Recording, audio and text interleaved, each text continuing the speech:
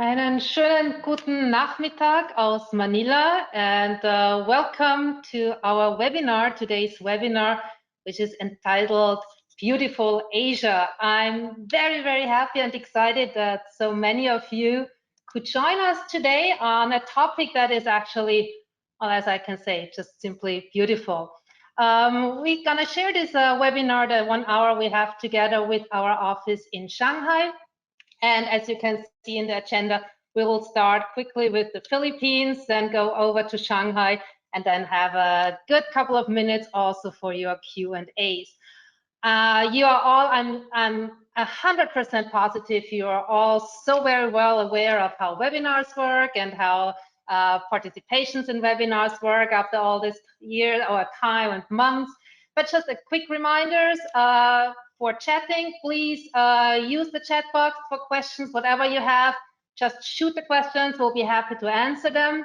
Either we do it live at the end of the webinar if we still have time, otherwise we certainly will get back to you later on after the next couple of days together with my colleague in Shanghai.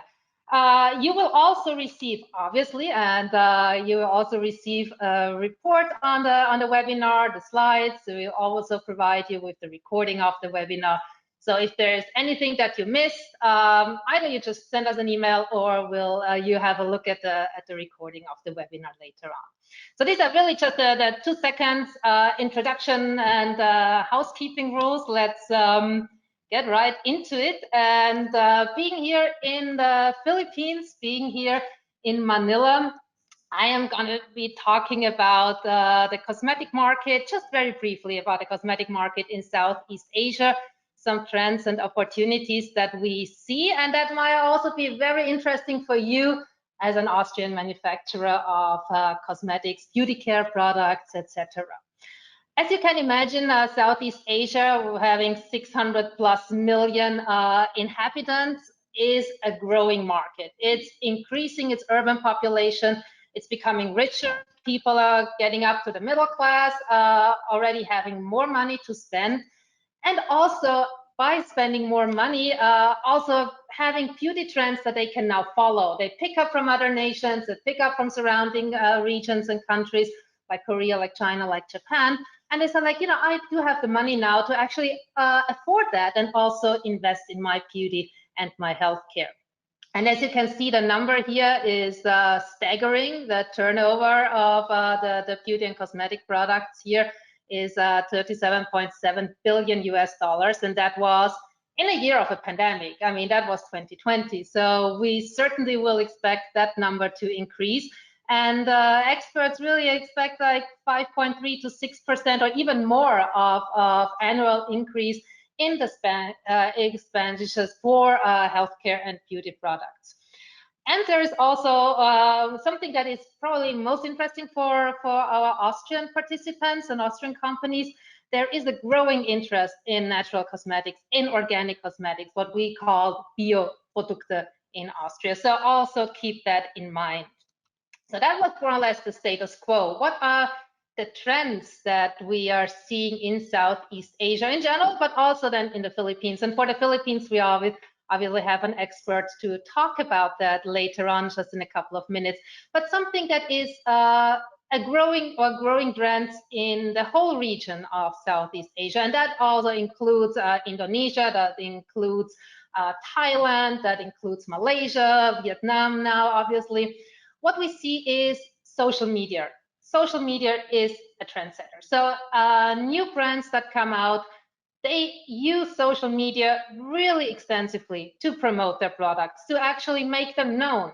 They use influencers, they use known personalities here to actually get their message across, to get people interested, consumers interested in their product. So also for you, it's absolutely vital to keep that in mind, to never neglect the power of social media here in the region in Southeast Asia. I mentioned already before that there is an increasing interest in products that are natural, that are cruelty-free, that are organic. And that is something, that is a trend that has been, let's say, improved, or that got a lot of more weight during the pandemic, because people tend to focus more on what is good for my health, what makes me stay healthy and beautiful at the same time. Also, due to pandemic, something that accelerated obviously in the last year is e-commerce. So by entering this market, also keep that in mind. E-commerce is growing, is here to stay. There are many more channels now available. Digital payments are also in the region of Southeast Asia, much more broadly accepted. So that is one distribution channel to certainly keep in mind and rely on when you enter the market. Then I also mentioned maybe one of the trends that are particular, maybe not to the Philippines, but to other countries in the region like Indonesia, Malaysia, Brunei, that halal skincare products are on the rise. This is has become a trend, and is something also for you, if you target these markets, maybe to actually think about that, evaluate the possibility of also offering that to customers here in the region. As I said, halal is one of those trends that we are seeing that is going to come up in the next couple of years. I mentioned already before, you have a very vibrant retail scene. You have a lot of new brands coming up, popping up. People are curious. People are very interested in new brands. I mean, there's always a luxury segment that you have, but new products that are appealing also in the way they are presented, also in the way the marketing is done, is certainly something that people are on a lookout for and they want to know. And then last but not least, they're the men as well. So don't forget them. Male consumers are on the rise, also here in Southeast Asia, and you might want to target them as well. When it comes to the Philippines, just real quickly, this is something that we will, if you're really interested in the Philippines, please let us know. We will guide you through the whole process of venturing into this market of 110 million people and a lot of Miss Universes. And maybe you kind of think about it because our next speaker might mention that. So if you already know the answer, you're gonna get a brownie point from me. But as I said, if you want to enter the Philippine market and about the process, the bureaucratic steps that you need to consider, registration process, I just put that together in a couple of points on that slide. For any other additional information, please reach out to us. We'll guide you, my office here, we will guide you through that step by step and help you with that. And that, I promise you, it's gonna be short, and I'm already at the end of my short introduction. I'd just like to introduce now to you our expert speaker from the Philippines, from Manila, Ms. Jackie Avesiller. Jackie has been working in the beauty industry for more than 20 years. So, I mean, she is an expert. She knows. She will be, if you have any questions, I don't think that there's a question that she cannot answer once it's related to beauty products here in the Philippines. She has been working, or she's currently working with Rustans. Rustans is the chain, the department store for luxury products. She has also been working for L'Oreal here in the Philippines and for Avon, for Luxasia. So she is really the expert that we could get to help you understand what the Philippine market is like, what you can expect, and how you actually market to the Filipinos, and the Filipinas especially. So Jackie, very welcome to this webinar. Thank you for joining us, and I will hand over to you, and looking forward. Here you are, all of that. Thank you. Thank you, Jackie. Thank you, Christina. Thank you for that kind introduction. Good afternoon or good morning to everyone over there in Austria. And yeah, I'd like to reintroduce myself. As Christina mentioned, I'm Jackie Avesiller. I work for Rustans. It's a luxury department store with just 5 branches in the Philippines, and I handle the marketing and communications for all of the beauty brands in the beauty section. Okay, so with that, I will start my presentation. Of course, I'd like to begin with, okay, a minute. There you go. Okay, so I'm here to talk about beautiful Asia, particularly the Philippines, some trends and opportunities. But as Christina mentioned earlier, just a bit of trivia. We are so into beauty pageants and all sorts of pageants, particularly the Miss Universe. In fact, our country has won 4 titles since the beginning. In this photo is Miss Universe 2015, Miss Pia Wurtzbach. So that's how serious we are with beauty. Okay, so I just like to show you a quick outline of my presentation today.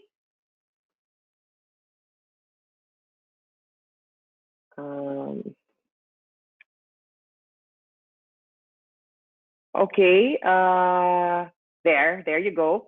Okay, it's just a quick, I'll just introduce who the Filipina is, just some quick facts about her, just some beauty trends as well, and general marketing trends on how best to, penetrate and enter this market, and how to reach our customers in general.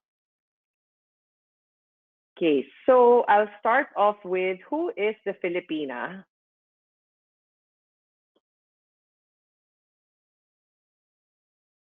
Sorry, there's just a bit of a lag in the slide. Okay, there you go. I just picked a few of our beautiful Filipinas, some models, some Miss Universe, and the like. Okay, so who is she? Okay, she is beautiful. Hold on, there you go. There. Okay, she's beautiful. She's enthusiastic and encouraging. She's very affectionate, very ardent, very unique and unfailing, very unselfish. She always gives so much of herself. She's trustworthy. She's very tender and thoughtful, and she's also useful. So I spelled all those characteristics forming the word beauty, but of course, I couldn't leave out certain characteristics such as she's confident, she's resilient, she's supportive, caring, and very devoted, respectful, and compassionate. And this is the reason why, we are very close to like young children. We take care of children. We take care of the elderly as well. I'm sure globally, we are also known or to be in the healthcare professions like nurses, doctors, and other forms of physicians abroad. It's because of this compassionate attitude of the Filipinas. So what does beauty really mean to her? Okay, so first of all, she's always clean and hygienic. Okay, we take our bath or our shower seriously. In fact, we do shower like 2 to 3 times in a day. I think that's also because it's very hot and humid here in our country. So 3 times sometimes is not enough. Hygienic in the sense that we like cleanliness, grooming, brushing our teeth, and all these things, However, we also like to keep it very simple and elegant. We're not yet that big on like cosmetic surgeries and the like, although we do have some of those clinics over here. But the average Filipina just wants it to be simple and very elegant. Also, in the past, I would say like 10, 20 years ago, it was all about being white and luminous, In the past, when you had white skin or when you had a whiter complexion, you were considered in the elite status. However, because of all the global trends now, it's more about loving really your skin and being comfortable in it. So with that, it's not anymore about whitening, but I would say it's more about being radiant and being glowing and having luminous skin. Okay, so just a few trends to look out for. Here, a beauty market to watch out for. So that's the Philippines. Just to give you a little bit of perspective, for Philippines alone, we are about the market size of the beauty industry is about $3 billion US, and we are flourishing and evolving with a lot of retail landscapes. You can find this in with a mix of local and international brands that are sold in local community shops or stores, as well as in high-end shopping malls.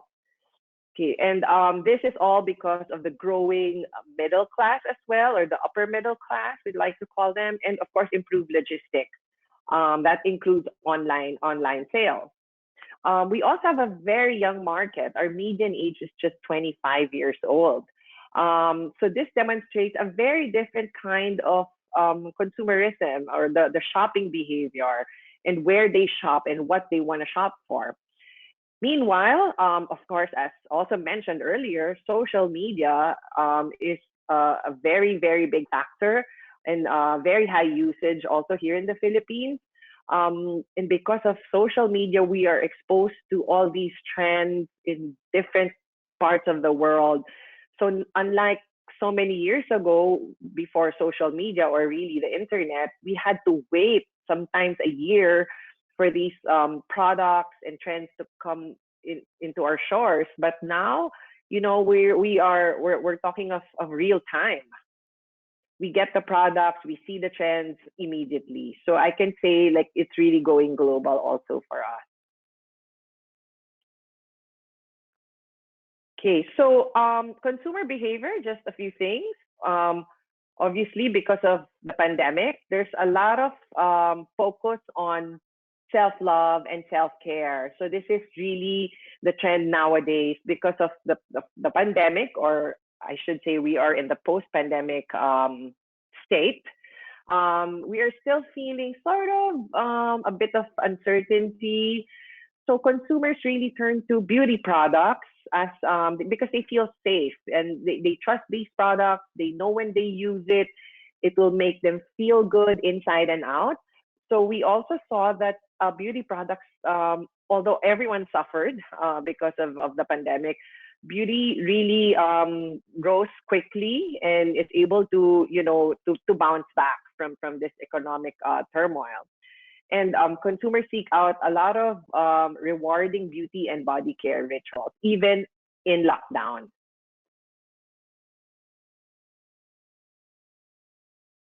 Okay, so just some slides I prepared on a few beauty trends. As mentioned, it's all about self-care and taking care of your skin. Not sure in your markets, but here in the Philippines, we still have a lot of dermatologist clinics, spas, and salons that are still not on 100% operation. So there's a lot of DIY or do-it-yourself skincare. So we see that really as a trend, and this will continue as a trend over the next couple of months and moving into next year. And aside from this, I'd like to share with you a few other trends that we see coming into the Philippines. Okay, skinimalism. Okay, so it's all about taking care of your skin. So nowadays, it's less is more. So because we're always home, you know, we wear masks and all this.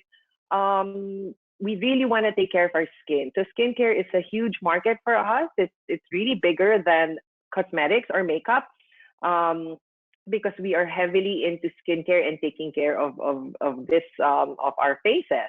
Well, not just the face, but you know, the body in general. So it's all about, you know, glowing skin, as mentioned earlier, luminous skin. And because we're always indoors, we'd like to eat, you know, healthier. So because of, you know, eating low fat, eating greens and a low carb diet, this also results to glowing skin. So skin is the most important for us nowadays. Okay, maskne prevention. I'm sure you've all heard this term.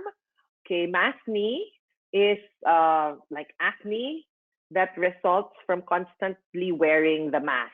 So it's usually in this area, like the nose, the mouth, the chin area. We get a lot of breakouts there. So we see a trend in skincare focusing on treating maskne. Okay, so in fact, in the New York Times.com article, maskne, they said that maskne is the new acne. So we'll see a lot of products, you know, that like cleansers, mild fragrance-free soaps, and moisturizers coming out to treat this this condition. As we see, we'll still be wearing the masks. Okay, so again, in relation to wearing the mask, it's only really the upper part of our face that is seen. That's why we see also a trend in eye makeup, which means strong brows, smoky eye makeup, or even as as bold as an electric blue eyeliner. Okay, this is because since that lower part of our face is covered, so we use our eyes really as our main way of expressing ourselves. So we'll see that really as a trend. Okay, so although our lips are covered, our lips are the mouth area is always covered. We do see a trend in taking care of this because of constantly wearing the mask. That this area tends to be dry. So we'll see a rise in lip balms, lip oils, lip glosses, and the like to keep this area smooth and hydrated. And lastly, of course, it's not just about the face. I put in a trend on the hair as well, which is really part of beauty and grooming. We see a trend in curtain bangs and bobs. So really short, fuss-free hair, because we don't have time to deal with this, with our work, or whether it's work from home or whatnot. We want everything to be low maintenance. So we see this really as a cult. It's called the It Cut for 2021. We even see stars like Gigi Hadid and the others, J-Lo, maybe sporting this kind of bangs look. Okay, so what do our customers look for in this next normal? Okay, so how will they adapt to and succeed in this post-lockdown? Okay, so we see and we hear our customers that they want a lot of interaction in what we do. So we see a lot of digital storytelling and social commerce, especially with customers heavily on their mobiles. They purchase everything online, they check shopping trends and whatnot. So the use of social media is very important, and customers will continue to look for ways to experiment with interactive and digital storytelling formats. So this is a trend, and will continue to do so in the next couple of years. Okay, next, also we see a trend in next gen beauty. Okay, what is this? From balms to protective barriers, because of the heightened anxiety around hygiene and health and wellness, consumers will look for products that have antibacterial and antiviral ingredients because it somehow makes them feel safe. So we'll see a lot of products that have protective and immunity boosting ingredients, and also plant-based ingredients for that matter. So watch out for that as well. This one is not on product, but really how consumers think and feel. It's about transparency and optimism. We want, of course, a better future for ourselves, for our children. So this is against false advertising, definitely. Consumers will be more value focused and socially conscious in how they spend. So they want us to, like the brands or the retailers, they want us to connect to them and champion ideas and social causes that connect to them emotionally in relevant ways. And they want us to be transparent. So meaning what they see is what they get. So they just want us to tell them the truth as it is. Okay, next. Okay, the influencer evolution. Of course, I believe Christina mentioned this earlier as well.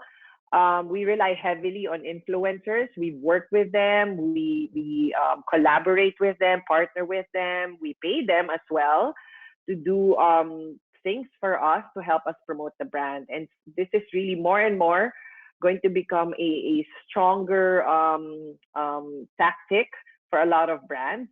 And now we look at not just influencers, but advocates. And advocates are like a smaller group, like a core group. They are the trusted change makers. So advocates are able to influence with authority, with expertise and authenticity, and of course, with strong values. So we look out for these advocates. So how do we reach out to our customers? So here in the Philippines, and particularly in Riztan, these are the things we really do that work for us. So number one, for digital, I just pulled out a few examples. So I just have a few slides to show you. Social media is really, really the number one for us. Just to share some quick stats, there are 89 million users of social media in the Philippines, which is equivalent to about 80% of our total population. So this is huge. And we also see it really, really growing further. In fact, we saw a 22% growth versus last year. So this is our fastest way to communicate, and we can post as many in a day. Of course, we try to limit it so we don't spam our customers. And we use different materials like Instagram stickers, augmented reality filters, videos, and the like. The more creative we get, the better we engage our customers. So we also use what we call the UGC, or the user-generated content, meaning these are the content or posts from the consumers themselves that we repost. So that's where the authenticity comes in, that we really show customers that we have real life users of these products and they act as like testimonials. Okay, next, under digital as well, we use EDM, electronic direct mail, or our newsletters, and of course our websites. So again, some quick stats: internet users in the Philippines is like 74 million, which is a 67% penetration. I believe this is also quite high. We also saw it growing steadily with 6% growth versus last year. So we use this medium to target customers in particular. So we curate, like, for example, a newsletter that is specific to a certain group. So we curate the content based on, let's say, a certain age group or a certain purchase history, such that the product is very targeted to them. We also leverage on, of course, seasonalities like Mother's Day, Valentine's, and Christmas to promote certain products. We use advertising also heavily. In the past, print was of course the bigger medium for us. However, now it's really all online, and print is just maybe like 10% of your advertising budget, or maybe even none. Content is really key. So we use different materials for advertising, such as photos, videos, interviews, native content, and how-tos to make the readers more interested in our products, and in not just products but even our services. Okay, and we also use social media to link into these sites. Okay, next would be public relations, or PR for short. We rely or use PR heavily. In fact, we engage with a lot of influencers, or sometimes we call them KOLs. I don't know if they're called the same in your countries, or key opinion leaders. And we use them a lot, but we are very careful in choosing them. We make sure, again, the authenticity factor is there. We make sure that if, let's say, we choose an influencer to endorse a particular skincare, we want to make sure she's really a user of that product, or she's into that kind of skincare, and so on and so forth, just so that we keep it real for the customers. So we use a lot of influencers for our events, our product features. We use them as guest speakers or to give testimonials as well. And to keep our relationships with the press, as well as the influencers, we constantly send them materials to write about, or even press gifts.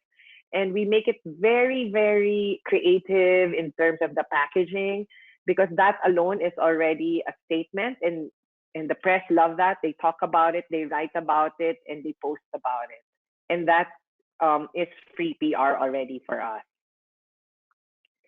Okay, and next. Sorry. The next one is, yes, events and partnerships. In the past, before, of course, all this pandemic and lockdown happened, we launched so much events, whether it's targeted for the customer or for the press or the media. I would say in a year, about 100 events. We love seeing each other. We're very sociable people, but now everything is virtual, unfortunately, hoping when we go back to normal, we can resume our events. Our events work for us because we use this as a platform to launch a new brand, a new product, a new innovation, and so on. And our events are very creatively done as well. We incorporate games, entertainment, sometimes singers and the like. We have activities or DIY things for them to do to just make it more interesting. We also collaborate with different companies that are in line with our branding, such as like hotels, resorts or airlines or even banks to gain more customers. And also we develop new ways of doing things. So just an example I wanted to share that because customers couldn't really go to our stores or were sort of not confident or not comfortable because of the pandemic, we created a virtual beauty room wherein they click and book, let's say they want to check with Chanel, so they book a consultation and then an appointment, and then somebody gets in touch with them, and then they can discuss, their skincare needs or makeup needs and what have you. So we have this right now. Okay, and I believe this is like almost my last slide, loyalty marketing. Of course, customer is king. Always the customer comes first. So, but I didn't put this last because I wanted this to be my last because, of course, I wanted to give emphasis on that. We take care of our customers so well that we design programs and promotions specifically for them. So we have what we call a Rustan's Beauty Addict, like a loyalty marketing program, wherein if you are part of this group, you get like first dibs to new launches, you get special promotions during your birthday or your birth month, you get special gifts when you buy certain things and so on. So we kind of spoil our customers this way to keep them loyal to us. And then we also recruit new users to join by partnering with other companies or through referral programs. And of course, we don't forget our sales team, our frontliners, not the frontliners meaning doctors, but our frontliners in the stores, the ones who sell for us. We reward them as well when, their sales targets are met, of course. Okay, so this brings my presentation to a close. In summary, I would just like to highlight that we have to embrace digital. So we have to invest in everything from e-commerce to live streams and digital storytelling, because this is really the way to go and to reach our customers faster. We want to put safety first, social distancing and touch-free solutions, keeping our areas clean and our products, our spaces clean as well. Prioritize wellness. So consumers have become very focused on wellness, especially during this time. So it would be good to create or to launch products in this market that have health and they offer protection. Be sustainable and community focused. Of course, I'm sure this is already very active in the European market, but in Asia, of course, we're just starting to embrace this. We want to be sustainable and we envision a better world for us and the planet. And lastly, communicate clearly. So as we move into this new normal, it's crucial for us to bring our customers with us, and we have to communicate with them in ways that are direct, inclusive, transparent, and emotionally resonant. So with that, I'd like to thank all of you today. I hope you learned something from my presentation. Thank you so much on behalf of the Philippines and Rustan's, my company. I bid you all a good day. So I turn you over now to Elizabeth, who will introduce our next speaker. Thank you so much, Jackie, for these interesting insights. And I think we will discover some similarities, such as the importance of digital platforms, but also some differences when we now continue and go to China. So my name is Elisabeth Mindelberger. I'm the Deputy Head of the AußenwirtschaftsCenter Shanghai office. And we are based in the economic powerhouse at the east coast of China that is called Yangtze River Delta. On the next slide, you will see it colored in red. So when we talk about China, we have to keep in mind that it's the same size and the double of the population of Europe, not the EU, but the European continent. This means we have different climates, different lifestyles, both important in the beauty industry, but also different levels of income. In the Yangtze River Delta, for example, the average income is twice the national average income. It's also considered an international and trendsetter region, which is why it's very important for consumer products and a gateway for foreign products to mainland China. And this is why our team in Shanghai is in charge of the cosmetics industry. Why do we talk about cosmetics in China? Well, I guess you might find it convincing when we note that China is now the second largest cosmetic market after the US.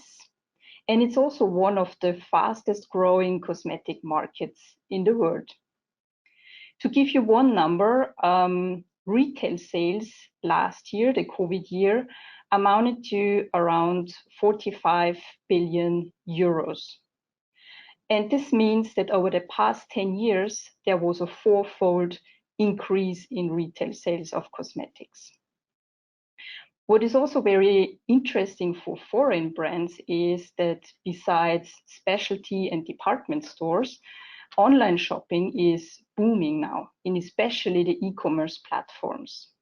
On the photo on the smartphone, you can see Alibaba's Tmall store, for example. And talking about products, well, I also think we have a good match here. Skincare is traditionally the top category on e-commerce platforms, but also within the beauty industry, followed by lip makeup, that's sharply increasing, and third, perfumes with a steady growth as well. Talking about growth, well, we had a lot of growth over the last years, but this growth is really expected to continue. If you check the annual expenditure on cosmetics products in mainland China in comparison to Hong Kong or neighboring country Japan, you can see that there is clearly a lot of potential for further growth. Where will it come from? Well, first, geographics. With increasing income, the second and third tier cities, so the cities besides Beijing, Shanghai, and so on, are getting new cosmetics markets. Second, we have new target groups. The attitude of men towards cosmetics and beauty products is currently changing a lot. The lipstick king that is widely known from live streaming represents this very well, and also children are getting a new target group for cosmetic products. And third, there is a new generation coming into the market. Currently, those who were born between the 70s and the 90s are accounting for 90% of consumption of beauty products. But now we have the generation Z that was born in the 20s, that is entering universities and the workforce. And they are expected to become the leading purchasing power of cosmetics. Why is that important? Well, we said already, Christina said already, that Austrian products are very good for everything that concerns natural, organic, eco-friendly products and also cruelty-free products. And that's especially the aspects that this generation is more aware of than the generations before. Well, and talking already about Austrian products, what about foreign brands in China? We have to state that the domestic products and brands are getting stronger and stronger. But nevertheless, the imports are still rising a lot, with a record high in the last year, which was of course also a little bit due to the fact that no one could travel and buy cosmetic products abroad. If we look at imports, the largest share comes from Japan and South Korea, but the leading brand is still the French company L'Oréal. And these brands, these foreign brands, are dominating the high-end sector. And that's also the general image of European products in China: innovation and being high-end and of high quality. So what are the things to do and to take care of when entering the Chinese market? I'm very happy to have our expert speaker, Rita Ma, who is Associate Director of Fiducia Strategy Advisory, Shanghai, here with us today to answer this question. As the name already says, Fiducia offers strategic business advisory and outsourced commercial services. And Rita Ma herself is, with her market expertise, accompanying Chinese and international companies since 12 years with Fiducia, before already 8 years with Accenture. And among her huge portfolio that I cannot even fully explain here, what's important for you to know is she supported a lot of international clients with the omni-channel strategy, and she also led some market research and market entry projects for renowned European cosmetic brands. And with this, Rita, I leave you the stage, and I'm happy to hear the expertise you will share from your work. Thank you, Elizabeth. Hello, everyone. My name is Rita Ma. I'm the Associate Director for Fiducia Strategy Advisory based in Shanghai. So me and the Fiducia team, we are specialized in supporting international clients, especially European clients, with our market analysis and market strategization capability here in the market. So very happy here today to act as the guest speaker and share with you more. Yeah, so we will cover a number of different well-rounded topics and aspects, and show how you may navigate the complex market, yet exciting landscape here for the cosmetics and beauty industry in China. So let us start with the big picture of the general retail sales performance here in China. As you can see, China retail has recovered very well overall after the COVID period. So in general, it started to revert back to positive year-on-year growth since the Q3 of 2020 last year from the pandemic. And strong consumption power is predicted for the rest of the year and for the future years along the line, reflected that in general retail, as well as durable, such as the automotive sales, as well as fast-moving consumer goods. So as you know, China has just released the new 14th five-year plan, which covers the period from 2021 to 2025. So a key policy within this plan is the double circulation, which means the Chinese government emphasizes both the growth from promotion of international relationship, international trade, as well as the domestic and inner China consumption market. So this predicts to further boost the retail sales growth overall. So you can see that among the different retail sectors, food and beverage, as well as cosmetics, are the two high-performing sectors that had rebounded very fast from COVID back in Q2 2020. Especially for cosmetics, is the category that had the fastest rebound over COVID due to the unceasing demand for beauty and personal care here by the Chinese consumers. Whereas some other retail categories such as apparel, fashions, and luxury were hardly and heavily hit at that time. So another phenomenon from pandemic was that online sales had a surge due to the COVID. As you know, China is very well developed in e-commerce, and due to the pandemic, the online penetration is even further accelerated for the growth due to the conversion and change of the Chinese people's consumption behaviors. So let's zoom into the cosmetics and beauty industry and look at the large landscape here. And this is a summary of our general experience by supporting a number of international beauty and cosmetics brands in China. So first of all, you can see that cosmetics brands in China are having increasing focus from the online channels. So according to our statistics, 65% of the total retail sales value of cosmetics here in the market today are coming from online.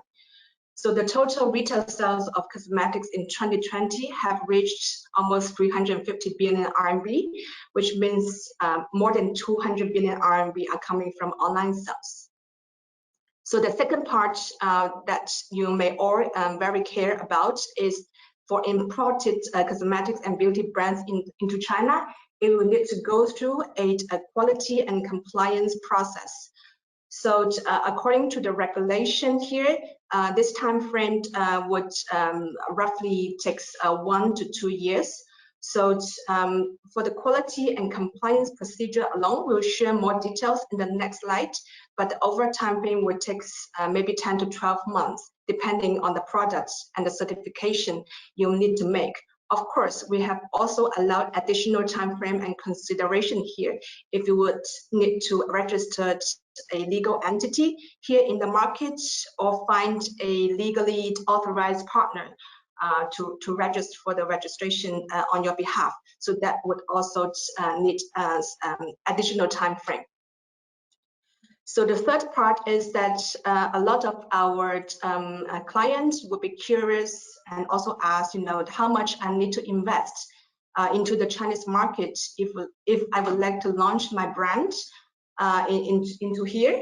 So there is no one fixed formula or one fixed figure for that. But according to our general experience, it would normally cost about 3 to 9 million, depending on how you would like to build the launching model here. So some core investment elements would including co-brandings and digital marketing, and also online and offline events. Because before or after you enter the market, seeding the market here is very critical steps, and there are some investment that you will need to put in.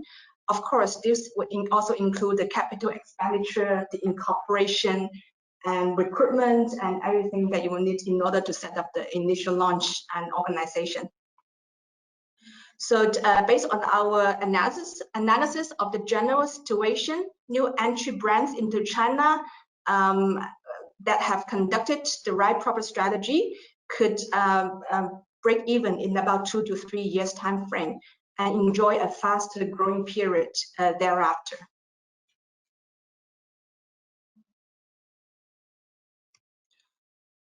Yeah, so as I mentioned, for imported cosmetics and beauty brands, going through the quality and compliance procedure is very important. So in general, this would take about 10 to 12 months to go through all the steps and procedure.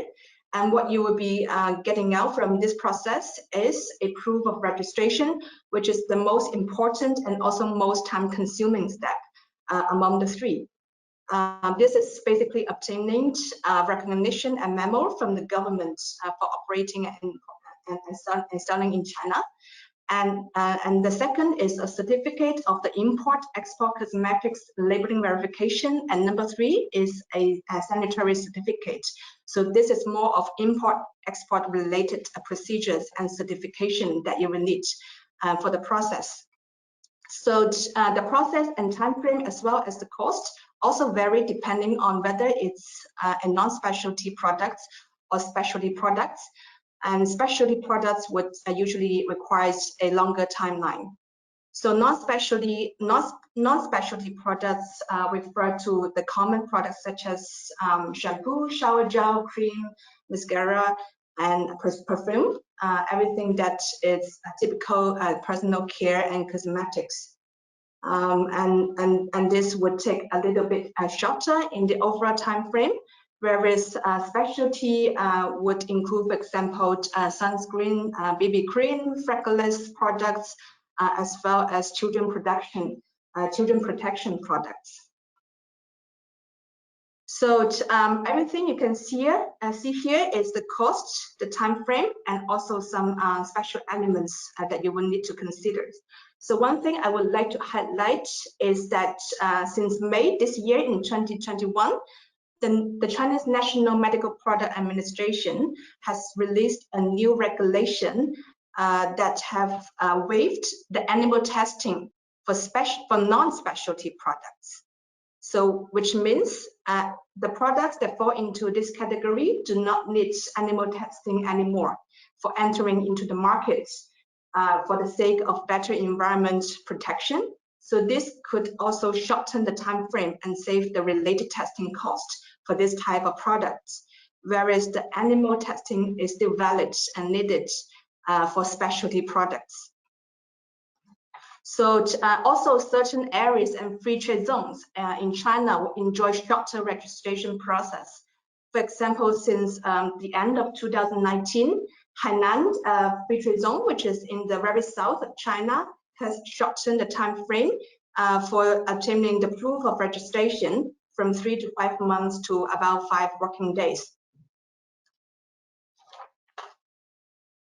So if anything connected to the quality and compliance procedures, we'll be happy to exchange more for the Chinese market after the webinar. So of course, different cosmetic brands will choose different entry models based on their positioning and also strategy planning. We actually see no one fixed model here, but different approaches. For example, brands that are positioned in the higher markets could first penetrate into the tier 1 city and enter premium department stores to build up the high-end image.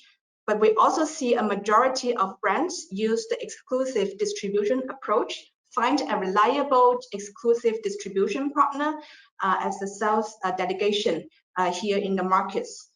So this could ensure you have a reliable partner to launch up the sales at the upfront stage. We also see there's a mass volume approach, which means the brands will directly work with beauty specialists or retailers in the different city tiers in order to reach a wider spectrum of consumer groups. This is especially important today because people used to hold the traditional concepts that premium consumptions on products is only withheld within tier 1 cities such as Beijing, Shanghai, or Shenzhen in China. However, this is not the case anymore. Lower tier cities, tier 2, tier 3, tier 4, actually have shown a very fast growing consumption power in this market due to the influence of social media channels. So that's why it's also important for the brand to rely and work with a wider network in order to penetrate into these lower tier cities in China. And some brands, of course, would take a more experimental approach to work with the clinics and hospitals as their partners in order to penetrate into even more high-end customers. So the last line is that different brands also adopt different combination of online and offline sales. But you must be familiar with the different platforms, icons here in China. So this would include the most popular general marketplaces, such as Tmall from Alibaba and also JD. But also some influencer and also KOL platform, such as the Little Red Book and the TikTok. So in China today, people use a combination of these different channels in order to stretch the consumer outreach.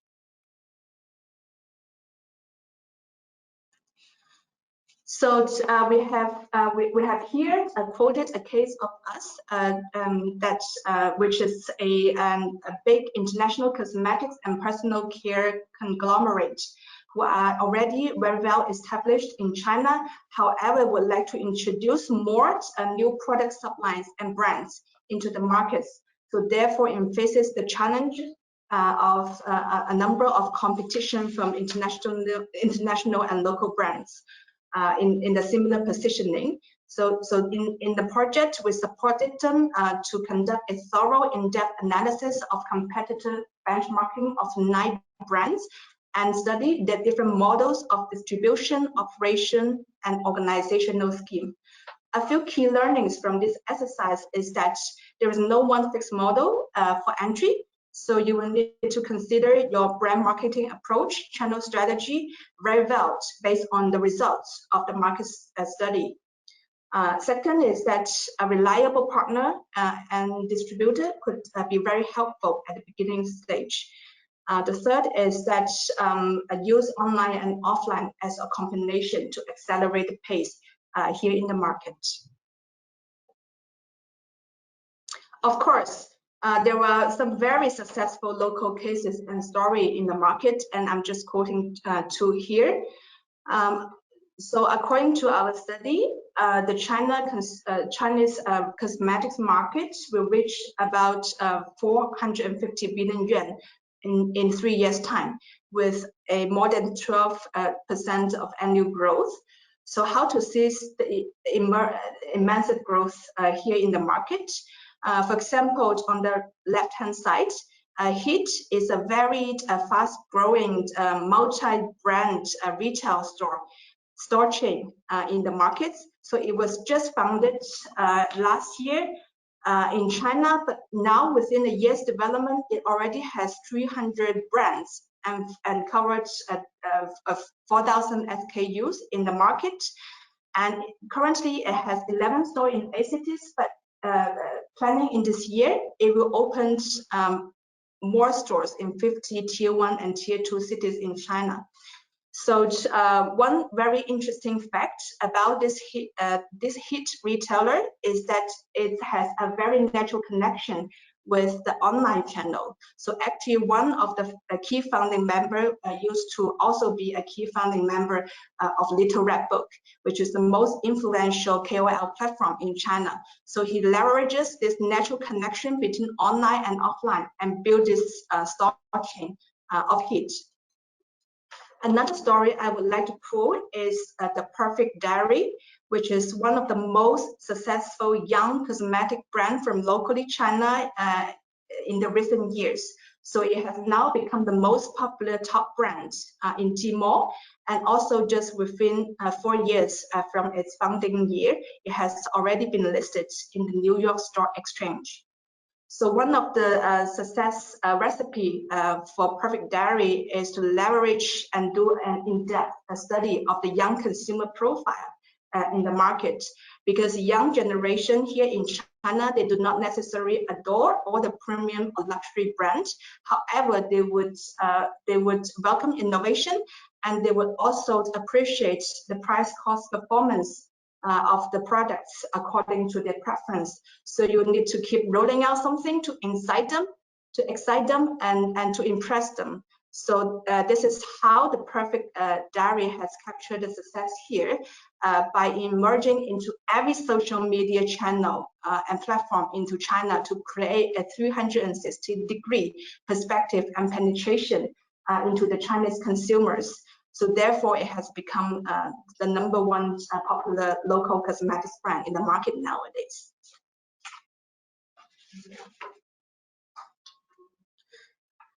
So I would just had a very quick introduction of Fiducia again. So we are a management consulting company that are already established for 39 years in China. We have 5 office locations and more than 120 employees in the market. We have integrated services from different perspectives to support international brands entry and development in China. So associated with the opportunities and challenges that international new entrants into the market, we offer our services around market research, analysis, for example, competitors and customer benchmarking and study, growth study, investment planning, operational support, partner search, organization improvement, as well as a merger and acquisition support in the market. And we cover a number of different retail sectors, including, of course, cosmetics and beauty. So I would cease my sharing here. I hope you find my sharing today inspirational and also helpful. So, however, the exchange does not cease here. And heading back to you, Christina. Wonderful. Thank you. Thank you so much, Rita. It was a lot of information, but I'm just very happy that in Austria it's early in the morning, so they can really soak up all this information with the brain that's all awake. So everybody, hello Elizabeth again. It's good to see you on the screen. I know we are running over time, so we said it's going to be until 11. In Austria. So we don't want to keep you too long. And I also heard that the Jackie had to run off to another meeting. So the questions I have for Jackie, I will post to her in private and then through an email, and you will all get the reply from her later on. I'll hand it over to Elizabeth for questions you might have for Rita. At this point, I'd like to thank you for the fantastic cooperation, Elizabeth. It's been such a pleasure doing it together with Shanghai, the Philippines and Shanghai. I think that's a fantastic cooperation.